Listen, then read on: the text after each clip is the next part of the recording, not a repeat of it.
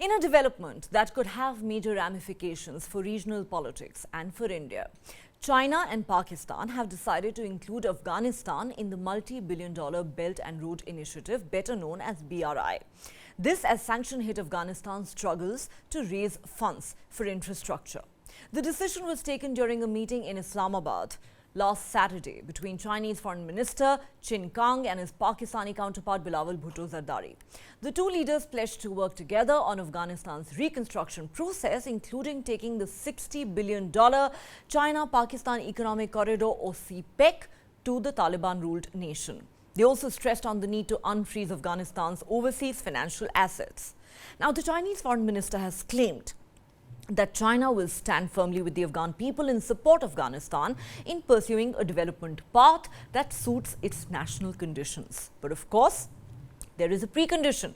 In addition to fulfilling its commitment to combat terrorism, Afghanistan should guarantee the security of Chinese troops and institutions there and ensure that Afghanistan does not permit any group to use its territory for anti-China activities.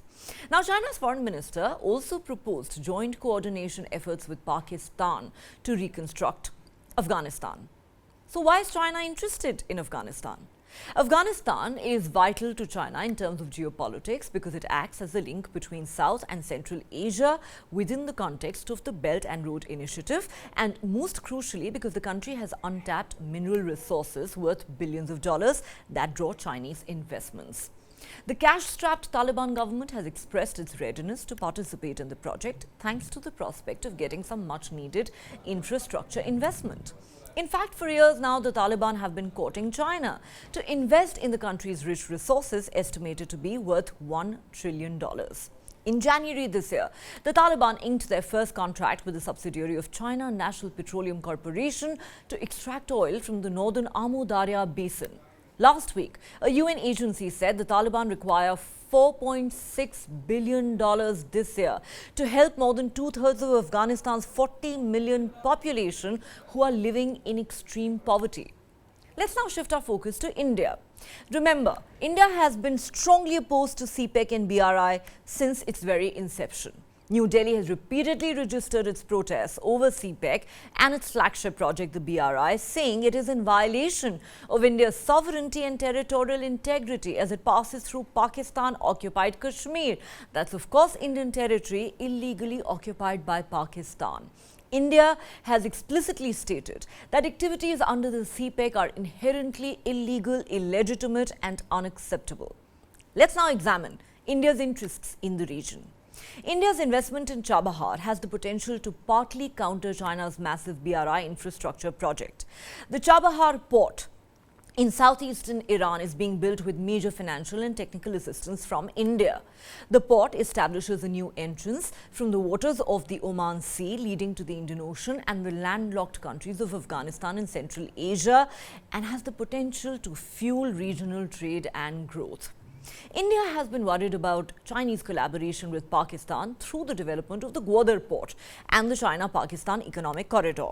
Therefore, India's involvement with Chabahar port is a critical strategy to bolster its influence by enhancing its regional market presence and leveraging an Indo-Iranian alliance as a counterfoil to China and China-Pakistan cooperation. India has been developing the Chabahar port since 2016. It has committed to investing $500 million US. India's trade with Afghanistan and Central Asia has long been hindered by an inability to access land routes through Pakistan. The development of Iran's port at Chabahar has transformed India's trading prospects by allowing India a trade route bypassing Pakistan altogether. The port carries great diplomatic and commercial significance for India. The Chabahar route is expected to result in a 60% reduction in shipment costs and a 50% reduction in shipment time from India to Central Asia. China too has shown interest in Chabahar to access energy and mineral resource reserves and Eurasian trade routes.